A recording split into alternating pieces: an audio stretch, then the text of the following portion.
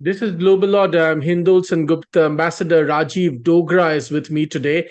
Rajiv Dogra knows one country really well, the country of Pakistan. That country, many believe, is sinking. I invited Ambassador Dogra to talk to me today to make sense of what's really going on in Pakistan. On one hand, there's absolute chaos in the country. Many believe Pakistan's future has never been more in peril. On the other hand, of course, Pakistan is continuing to really stoke trouble within our borders in India, with as many as 12 in Indian military soldiers killed in the Jammu area by terrorists fueled by Pakistan in the last few weeks. What's really going on? All that with Ambassador Rajiv Dogra. Ambassador Dogra, welcome. Thank you so much. Ambassador Dogra, this is a country you know really well. So let me ask the broadest possible question. What really is going on? On one hand, trouble is being fueled once again, not in Kashmir, but neighboring in Jammu. But on the other hand, Pakistan itself has never been more in peril. Well, if you want to start from the beginning, then my first thoughts are that Pakistan was born in sin. And Pakistan was born in violence. You remember from your own city, Calcutta, the direct action started by Jinnah, which resulted in so many deaths. The vultures had fed us so much of human flesh that they couldn't even fly. There was an American photojournalist called Margaret Burke White who went to Calcutta, who recorded the civil. But besides that, people whose relatives were killed, whose relatives were slaughtered, it was recorded in their eyes and in their hearts forever. And for what? Because of Jinnah's fancy that he must have a separate country, a country which most Muslims did not eventually go to, a country which was divided. So Pakistan was born in violence. Pakistan was born in deception. Let me give you another two examples.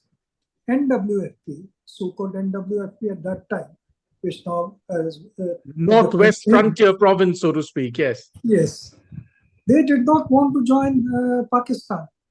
Khan Abdul Ghaffar Khan was that's right. absolutely opposed to it. Yes. But again, deception, again, a kind of referendum which was not fair, that resulted in NWFP unwillingly joining Pakistan. Balochistan is another example. Jinnah was the advocate for Kalat, the biggest kingdom of Balochistan, and he told the Nawab of Kalat that no, we should not join Pakistan. But when he became the Governor General himself, he made a U-turn and said, no, I'm sending in my army and police, and you have no choice but to join Pakistan and sign on the dotted line. So the long and short of it is that Pakistan was born in deception. Pakistan had no legal or historical or really religious background to be declared a separate country. It's just that England thought it was strategically important for it to have a country which could do its bidding in terms of having an air base and so on.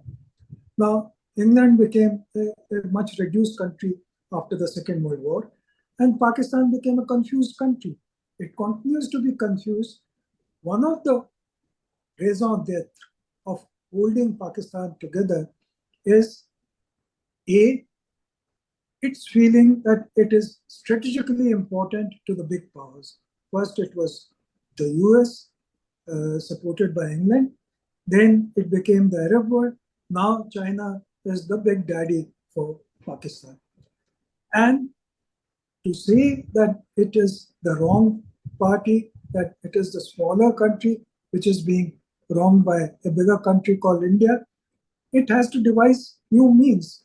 And the means that it divided started from 1947, a so-called mythical claim over a state called Jammu and Kashmir. So that history continues. Let's talk about the present moment. The present moment, Pakistan has had many crises, Ambassador, but this particular crisis seems to be, in a sense, unparalleled. It's economically extremely weak. all classes, including the upper classes, seem to be in ferment. Its politics has become really non-serious, so much so that an imprisoned Imran Khan, I believe, is fighting for the role of Chancellor of Oxford University. I mean, things begin to get more and more bizarre there every single day, it seems. And yet, it still has the ability to create trouble in Jammu. Well, the example you gave of Imran Khan wanted to be Chancellor of Oxford University. Well, my first reaction is that good, it serves the Brits right. They have given us so much trouble. They have sided with Pakistan all the way through before 1947 and since then in international fora, in their maneuvering to favor Pakistan's point of view on Kashmir. So they deserve it to get someone like Imran Khan to wreck their education system because the fellow is illiterate. The fellow is dim-wit. He's called Imran the Dim. So he has misruled Pakistan for nearly 4 years, but he's got a following of a young brigade, which is giving hell to a challenge to the Pakistan army. But let me also clarify that this is not the first time critics and outside observers are saying, some people with a certain amount of I told you so, that Pakistan is now reached the very end. Now that one push and it is going to turn over and sink into the sea. That's not happened so far. There have been many crises in Pakistan since 1947, 1956 to be more precise, but somehow someone or the other has come up and given it a holding hand, and it has survived the crisis. The present crisis, it's multifold. Earlier, it was either sort of a crisis within a province or some kind of an economic crisis, but they were isolated. They were silo crises. The Muhajirs in 91, 92, for example, were a very volatile lot. Today, it is multiplicity of crises coming together. For example, now Pakistan is going around begging countries like China, Saudi Arabia, and UAE to either waive off or defer nearly $19 billion of the debt it owes to them. And they are acting tough. And IMF says, till you get that waiver or that deferment, we are not going to give you a further $7 billion. So economic crisis is really severe. The inflation is almost uncontrollable. They do not have development funds because most of the funds, budget funds that are available, go either to service the debt, the domestic debt, besides the some foreign debt that they are able to service, or give a large chunk to the army and their pensions and wages and so on of the civil servants. So for development, Pakistan does not have anything. It does not have anything to attract foreign investment. And the domestic industrialists, they fear that if they invest anything more, then who knows what might happen to that investment.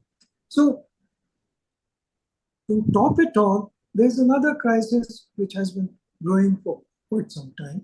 Balochistan is in ferment. It feels that its mineral riches are being exploited for the benefit of Punjabis in Punjab. The people, the Pathans, they feel they are discriminated against, and the army comes and gives them the rough end of the stick every second day. Sindhis in Sindh, in any case, feel that they are a neglected part of Pakistan, and Muhajirs feel that they are a submissive lot and they will not be heard.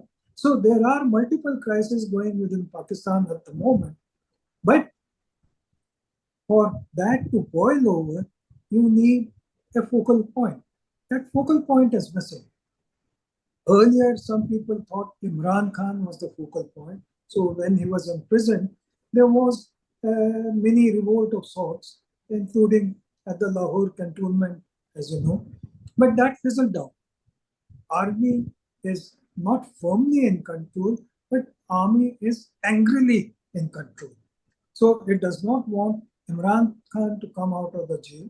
It suits the Nawaz Sharif and his brother Shehbaz Sharif if he does not come out of the jail. But if it does not come out of the jail, the format continues. His following may have reduced somewhat, but it is there. Talk to us a little bit about the state of the Pakistani army. For long, the Pakistani army has been considered the establishment, as Pakistani newspapers often call it. It is the power behind the power, so to speak. It is a sort of super government, as it were.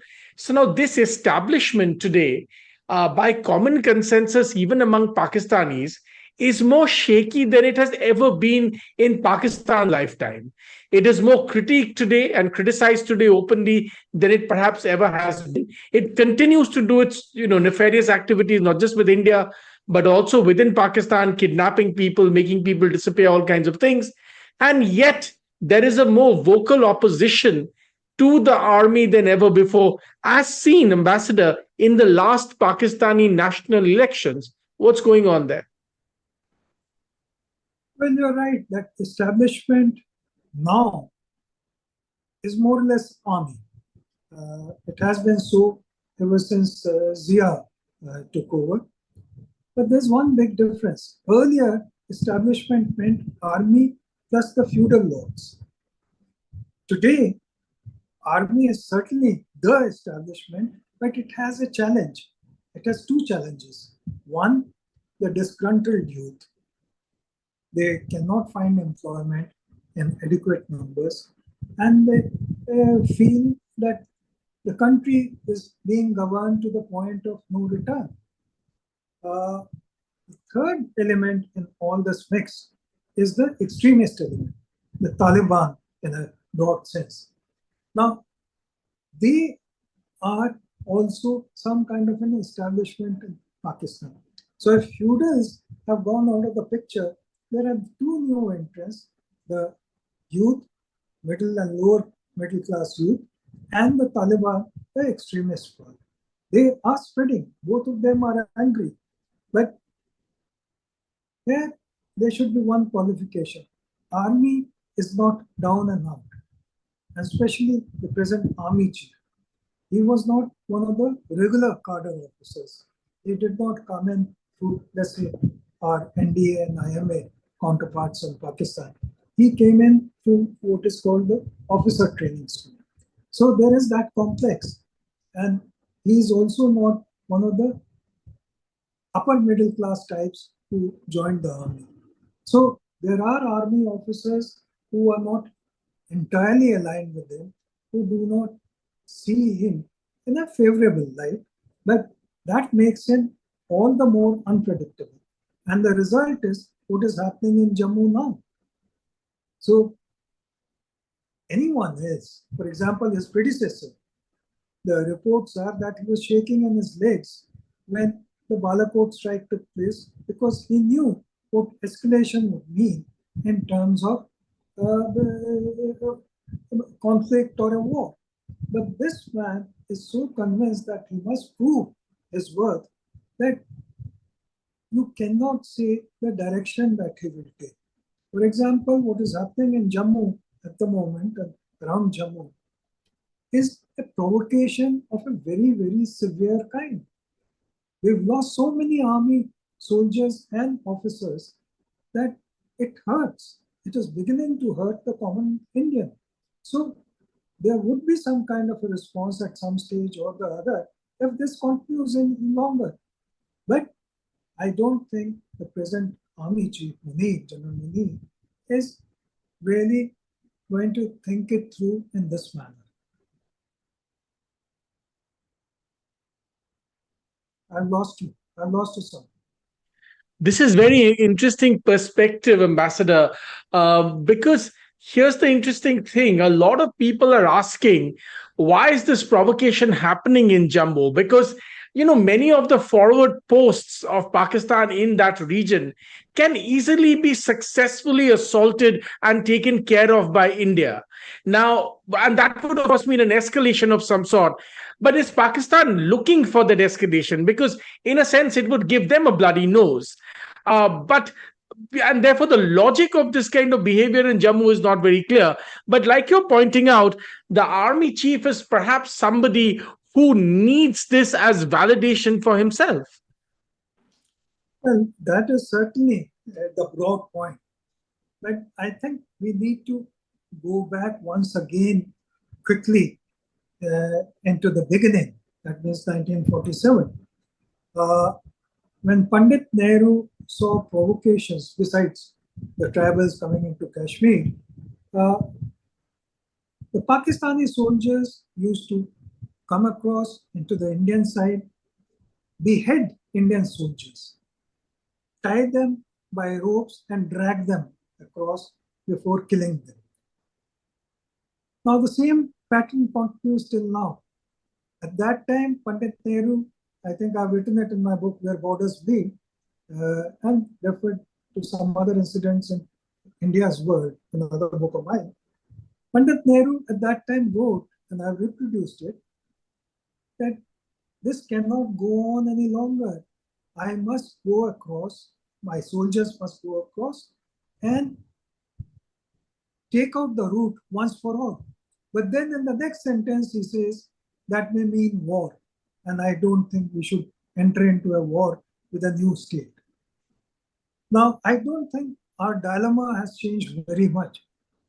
Only once in 1971, Mrs. Indira Gandhi took the bold step after a lot of thinking, after a lot of preparation, and when she was confident, and army was confident that yes, we'll be able to take up the job and finish it to our satisfaction, then it was done as she had wanted and as the country had wanted.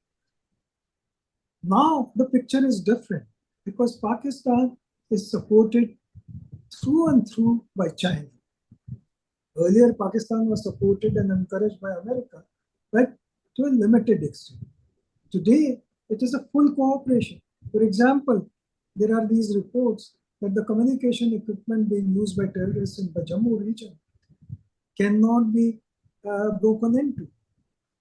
For the simple reason that these are Chinese supplied equipment which are operating according to the Baidu satellite system of China and on a 5G network. So we are having a problem, and we will have a problem in terms of escalation, because China would want just that scenario to take place. So it's not very simple any longer for smashing some of their posts or going across and going a little deeper into Pakistan because of the consequences of those steps. So while I'm all for it, that yes, go into an artillery barrage, smash one post at least from where this infiltration is taking place, but then every step must be taken after serious thought. It should not be a knee-jerk reaction. Let's talk a little bit about the other thing that we just mentioned, the Pakistani economy. The Pakistani economy always was very, very much in doldrums. Now it is more shaky than ever before. One of the big problems, of course, is that Pakistan just doesn't today and never has collected enough tax. It's a society, or it's a feudal society largely, where people largely do not pay tax. And the small number of, businesses and middle class that it has in places like Karachi and stuff and Lahore is just not enough for a country of 200 million people. Now, this is another big problem which has become even bigger, because even all the IMF handouts and other handouts that Pakistan has got, I mean, that rope is also coming to an end because its economy is just not improving. Well, you can squeeze an orange for juice if it has any juice. The fact is that Pakistan does not have any industry or industrial economy to speak of. All the industry that it has is very low grade sports good industry, some textiles, and something like that. For example, they had set up a couple of new power plants, mostly thermal power plants, with Chinese financing. Now, where did that power go? Into domestic consumption. There were no new industries set up. So if it is going into domestic consumption, that means it's not productive economy, productive usage of new power installation. So the problem is not new sources of taxation, because how much can you squeeze the common man to tax the agriculture income is again politically a little sensitive issue. And even there, if you tax the agricultural income, it will not transform the Pakistani economy. It might mean an increase of a few percentage points in terms of its decrease in domestic debt, but that's about it. What Pakistan needed and what Pakistan needs is industrial investment, and that is not going to happen. And look at the irony of it. In 50s, Southeast Asian countries, including the largest Indonesia, sent delegations to Pakistan to study how its economy is thriving. Its economy was thriving because Hindus and Sikhs and others left running industries there in Pakistan, which were taken over by either Muhajirs or Punjabis or Sindhis and so on. But then they ran it to ground. And to top it all, when Bhutto came, he nationalized it, making those industries worthless. So today, Pakistan is a basket case which they don't know how to get out of. Here's the other problem. I mean, recent reports suggest that Pakistan might actually be deindustrializing, which is a really scary thought. It is probably the only country of 200 million people where agrarian income and agrarian, work, in a sense, is creeping up as industry starts to decline. I mean, these are very scary signs of deindustrialization, which will inevitably mean chaos, Ambassador. Well, again, I think one has to qualify that statement because, you know, Pakistan gets a huge amount of Indus quotas. Despite that, despite Indian generosity, which has no parallel in the world, incidentally, Pakistan's soil which is used for agriculture, is becoming more and more saline. So that agricultural base is steadily shrinking. It's not very well known, but people who studied that pity the fact that a very rich agricultural area, after all, our Punjab at the time of partition was desert-like. It's only people who came in from there as refugees and turned it into a garden. Whereas the West Punjab, the Pakistani part of it, was a thriving agricultural bonanza. So it has been turned into a saline land over the years. Wrong usage, wrong type of fertilizers and so on. So while it is deindustrializing, it is not getting agricultural enhancement. So in both ways, Pakistan is on a slight down path. And I'm being conservative in my criticism, in my prediction about Pakistan. But this is the first time I feel that there is reason to be concerned when you have a country which is imploding or at the point of implosion. Let's bring up the topic that you mentioned right in the beginning, then, Ambassador, which is the growing levels of Islamization and Islamist violence in Pakistan, with groups like the Tehreek-e-Taliban Pakistan and other offshoots of all kinds and shapes and forms. That is certainly growing, and there might be today swaths of Pakistan upon which maybe the Pakistan central government or even the provincial governments have no control because of this kind of violence. And certainly with that is the question of Balochistan, which of course is showing or seeing more and more resurgent activism for independence. Well, let me quote you some recent newspaper reports. And they are symptomatic of what you're referring to. The number of worrying aspects about Pakistan. One report recently, 2 days back, was, I think it was an Argentinian footballer who was robbed. And who were the people who robbed him? Two Pakistanis. Then there are reports that in Saudi Arabia, beggars are being seen. Who are these beggars? Pakistanis. They go by air, beg there, come back, and have a good time for the next 3-4 months. Then there are reports recently about violence and rioting in England. Who were those people? Pakistanis, people of Pakistani. So this anger or this violence is now becoming a trans-Pakistan phenomenon. We have been the greatest sufferers of it, and it is spreading outside also. Behind all this is the Islamization that you were referring to. This again started with Zia, and it has not stopped. No one has the courage to put a stop to it. They realize that madrasas, which are giving the majority of so-called education in Pakistan, are building a wrong stream of youth in the country.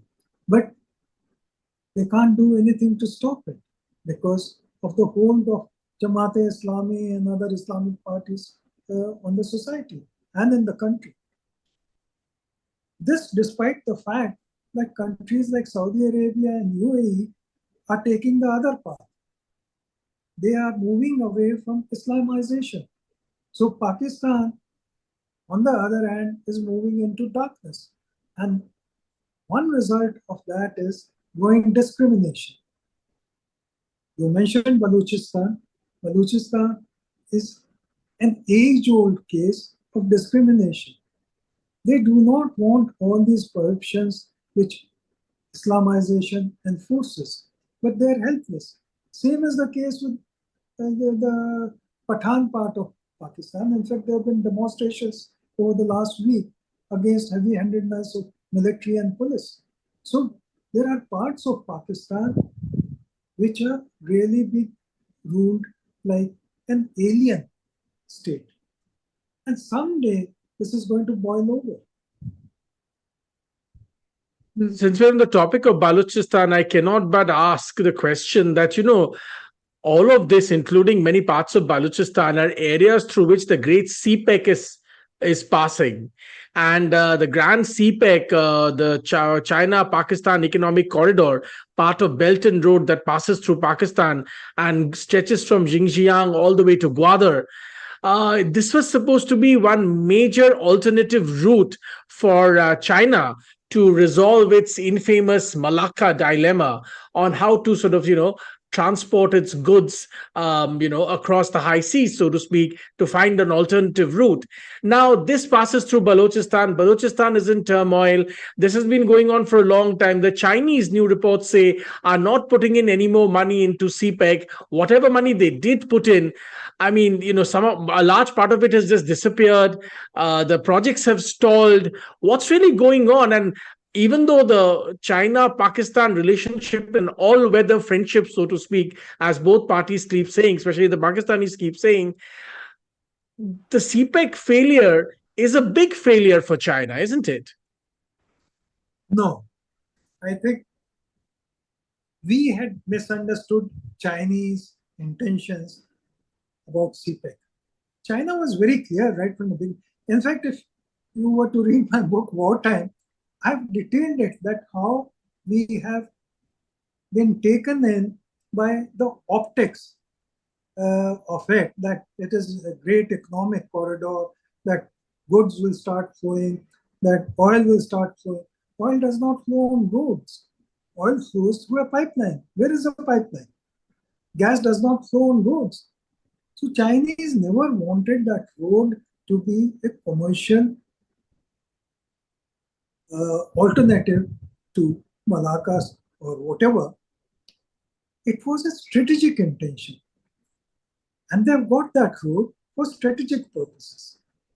And they've got an entire network of communication links, again for strategic purposes. I mentioned Baidu. There are two satellite tracking stations by in Pakistan. One is near Karachi, the other is somewhere in Punjab. So China has got it all covered. China knew that transporting goods through the road route, the road which they built, would be 7 times more expensive, 7 times more, it will take longer duration than compared to the sea route. So they are not fools. They needed that road for quick access to the sea for their forces, for their armed forces, not for football and ping pong. So let us please be clear that Chinese intentions behind CPEC, despite the word economic thrown in there, was strategic. It was not economic at all. It still has failed, strategic or otherwise, Ambassador. In your opinion, is it a success? Because all reports suggest that it has, in a sense, the Chinese have put in a lot of money. Several Chinese contractors and engineers have been killed. Balochistan is, up in arms. It has just not worked. It has failed, and many of the big projects there have stalled. Well, no big project is stalled. The thermal power plants have been operating, and the coal is being imported from China, which is very expensive. And the loan for thermal power plants is also at a very high interest rate.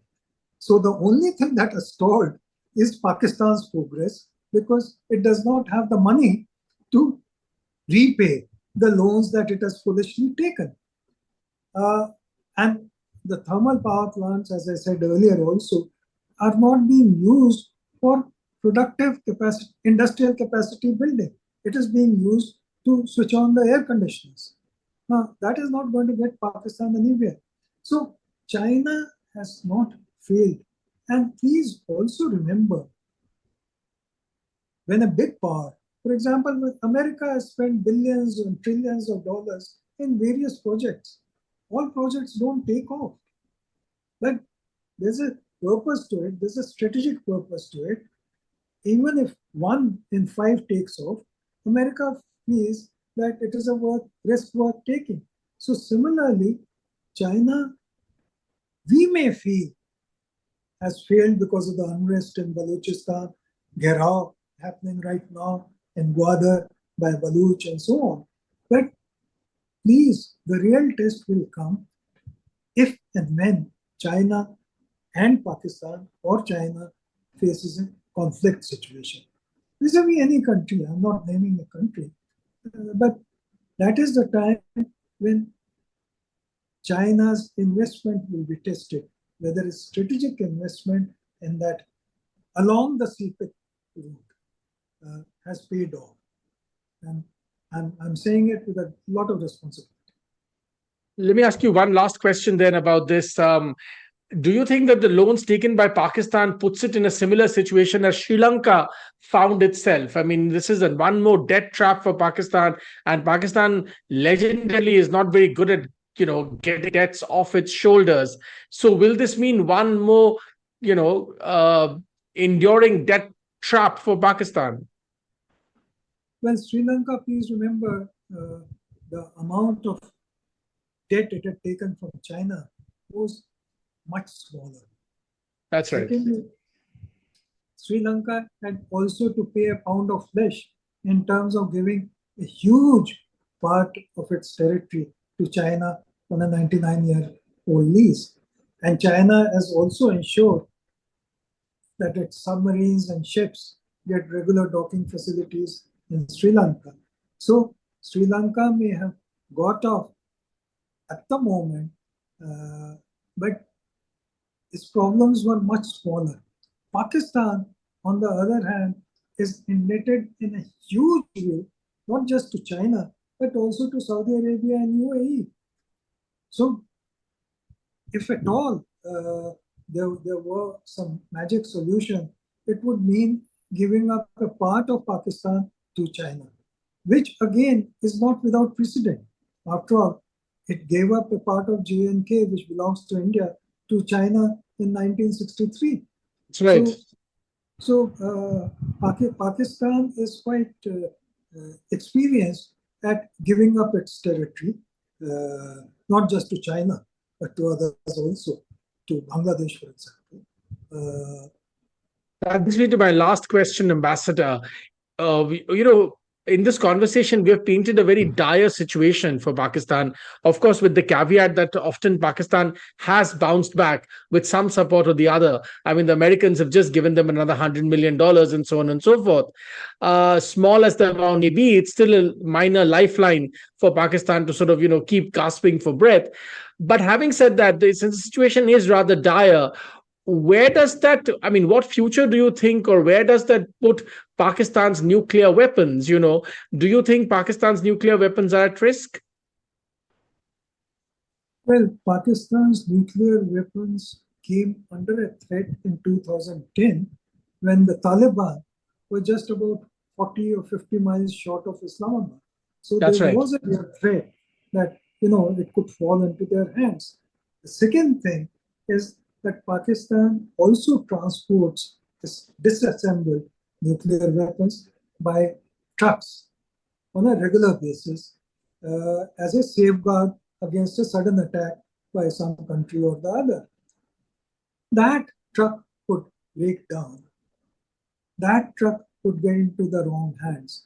So there is certainly a threat that Pakistan's nuclear weapons could fall into the wrong hands. This despite the fact that Americans are absolutely sure that Pakistani nuclear weapons are safe, despite the fact that Chinese also have kept an eye on that, and despite the fact that Pakistanis themselves feel confident that their nuclear weapons are safe, that nothing in the world is foolproof.